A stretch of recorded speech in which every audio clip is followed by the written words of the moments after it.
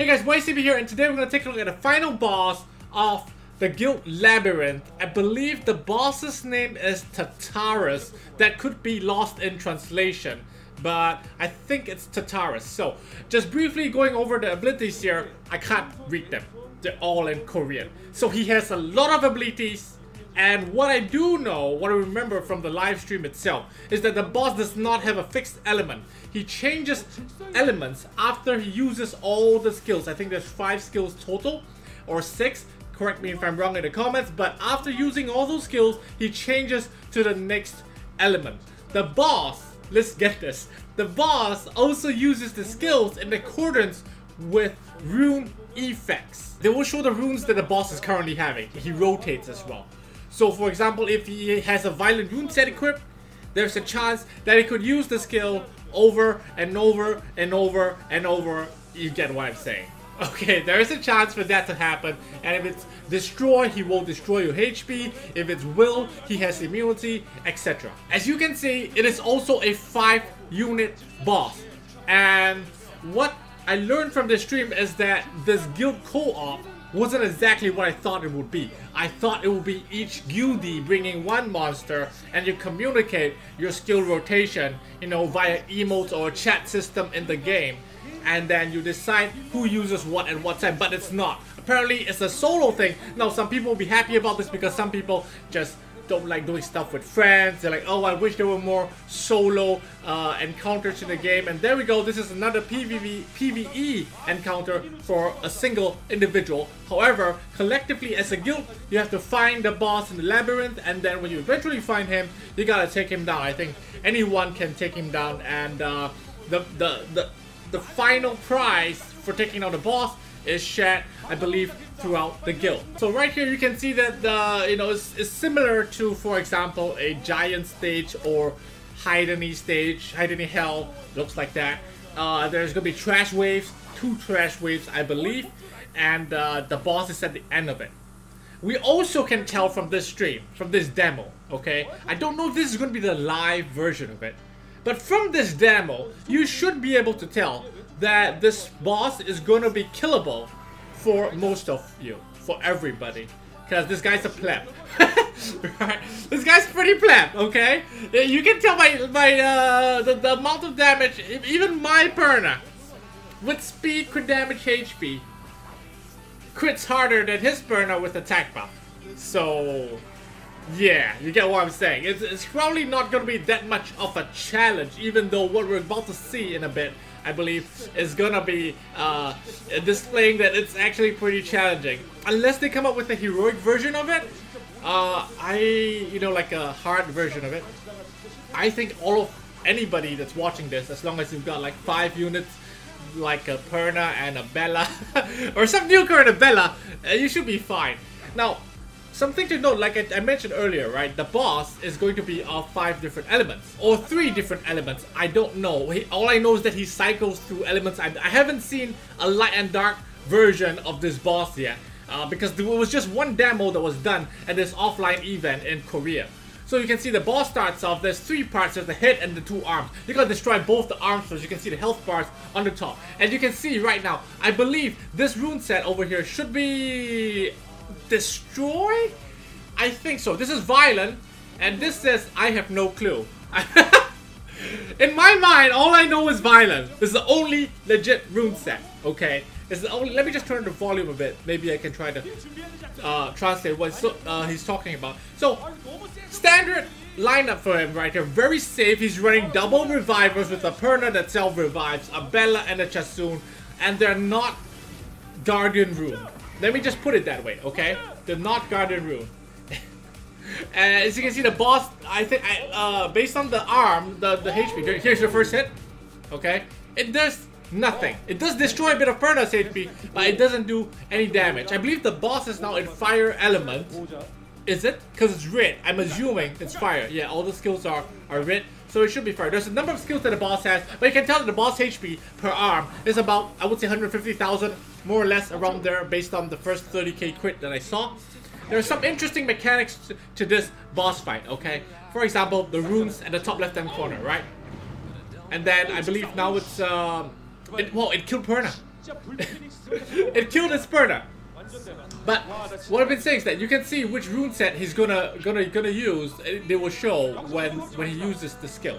There is one interesting skill that this boss does, which you will see in a bit, that drops the HP of random units to 1 HP, but not killing it though. For example, if you had 1 HP to begin with, you will take 0 damage. So the thing is, how should I put this?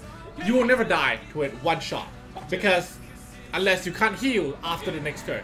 Okay, it should be coming. I think this is the one right here. I think this is it. No, it's still not it. It's still doing some really bad damage. It looks like this guy is gonna have no problems taking out the left arm, even though he has some pretty plebby runes. Okay, what's this? This is an AoE damage, and there's the violent proc. Okay, there's the violent proc, and it silences as well as oblivions. So it would be good to have immunity for this boss, I presume, so you don't get silence and you don't get oblivion, and you can time it. And one thing you note, that was the last skill, and now the boss is in water element, right? After cycling through his skills, he switches to the water element. I think 4 skills, and these are the passive skills. So anyway, he's about to take down the left arm. I think after you kill one of the arms, he loses some abilities. I'm not sure. Let's just check it out. So, oh my lord. Okay, upon dying, he also does some damage. So you see, look here. After you kill the boss, one of the arms, he loses 1 rune effect, and now it can only be destroyed and violent. Okay, so the more you take down the second arm, and the boss will only have 1 rune effect available. But like I said, most of you who are playing this game for a long time, most of you that watch my channel, you're elites. You're not new to the game. You're all pros, right? So I don't think you should have a problem with this. I think that you're gonna come into this, you probably won't just Lucian it. And that's what I think. I think you probably won't just Lucian it or just nuke it down without much problems. Yeah, because it's only 150k.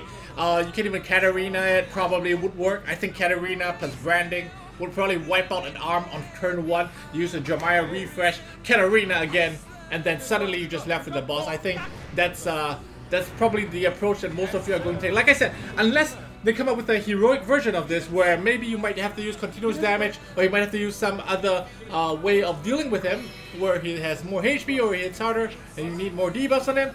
But if not, it looks to be that you can just, you know, nuke it down like it's a Giants V10 boss with more HP. Okay, what is this? This is again the violent proc skill.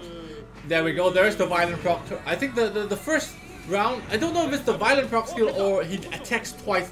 Oblivion on the first and silence on the second. Not entirely sure. But even without immunity, you can see that he's doing fairly well.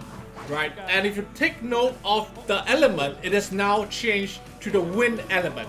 So I don't know if there's light and dark, like I said, because I'm pretty sure that he's gonna kill it really soon, right after this. Or does it go back to fire? Not entirely sure. Personally, I would come into this. I think my strategy would be to bring like light and dark units, so you don't care about the element switches. You're not gonna glance. You get what I'm saying? Bella is a good unit to armor break. Of course, you know, I'm gonna bring Hades for sure. He's just the best PvE unit out there. Okay, is this the skill? I'm waiting. I remember there was a skill that drops you to 1 HP. I can't remember which skill is it. It hits random targets. It's like rocks dropping down from the ceiling, and it will land on random targets, and then it will be left with 1 HP. And you can see pretty clearly later that it will not drop below 1. Yeah, right here. Look at that. Chasun took 0 damage from the second time it attacked, because she was already at 1 HP and Perna is at 1 HP as well. So it will not kill you, and you have 1 turn to heal up, so there's no real reason to panic. All you gotta do is just heal up right there. I think that Bella is a good healer, you know, Ariel and all this should be okay. But I predict most of you will probably come into this with maybe even no healers, or maybe with oh, I'm just gonna use Cadence. Like I said, it's not that hard. It's not that hard. If you clear TOA hard, you probably won't have a problem with this at all. Watch this part right here. The boss is on his last skill already. So he's going to change the element, and we're going to see if there's going to be a light or dark element right after he gets his attack bar right here. This is the AoE, the violent proc one. The boss still has violent moves because it's on his head. Unless you kill the head, the violent moves will always be there. And he switches to water. So it went from fire to water to wind and then to water. It could be random among these three elements, or it could be entirely random with light and dark in it, but we won't be seeing light and dark in this demo because I watched the live stream. I can tell you that there is no light and dark. So I'm not sure if it's just randomly by chance or it actually goes to fire, water, wind, water, fire. You know what I'm talking about in this way. Can't confirm yet because I don't believe the boss is going to have another chance to switch elements right after this. I stand corrected because right here the boss is going to switch element again because he's been taking some time to kill this. And it goes back to wind again. So I think from this we can confirm that it's random in no particular order. Because it went from wind, it went from fire to water to wind, and then back to water and then to wind again without doing any fire in between. So it's random so far, we can confirm. Still can't confirm is there any light or dark yet, but I don't really think it matters. Right now it looks like he's in big trouble, but I think it's scripted. I think it's scripted. He's probably done this 100 times over to make this look really exciting. In summary, I think this encounter should not be too hard. Okay, that's what I've been saying from the beginning. I don't think they're gonna make an encounter that only the top guilds can clear. So, as proven in this demo, it is gonna be very accessible to everyone else. Everyone will have, you know, whatever tier of, you know, of whatever rank you are, you should be able to get the full rewards from this.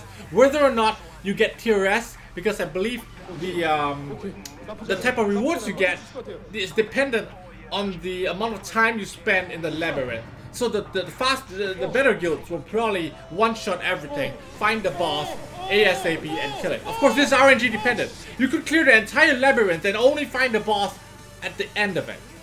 So there's RNG involved in the type of rewards you get as well. And that's the last hit that kills the boss. Perna critting water. What a surprise! What a surprise! And this guy just won the lottery. Look at that. This, I know why they bring him back every year. Okay, I know why he's so good. Let's see the rewards. Come on, let's see the reward. Dude, tap the screen, bro. He didn't show the rewards. He didn't show the rewards, but I can tell you what the rewards are, right? When you kill a labyrinth, there are two types of chests in this guild labyrinth thing. One is for the meaty bosses, or each stage that you clear, which will give you standard, you know, the LD scrolls, whatever, yada yada. But there's a new type of new type of grindstone in the game. I don't know the English word for it yet, but based on Korean translation, I think it can. What they say is this thing will maximize the roll on your room. I'm not sure how it works, but this is a theory that I have, that this new augment, for example, you have a quad roll speed when 29, alright, 29, and then you use this thing on it, and then you get 36 from it. I mean, wait, 36? 36. You get 30, my bad. You get 30 from it to maximize, make sure each roll is a maximum roll. I think that new thing that they have, I don't know what to call it. Let's call it the augmentation, rune augment or something, grind augment to max. The whole point is that it maximizes the stats. That's the two words that I saw when it was translated. So that's gonna make you even more powerful.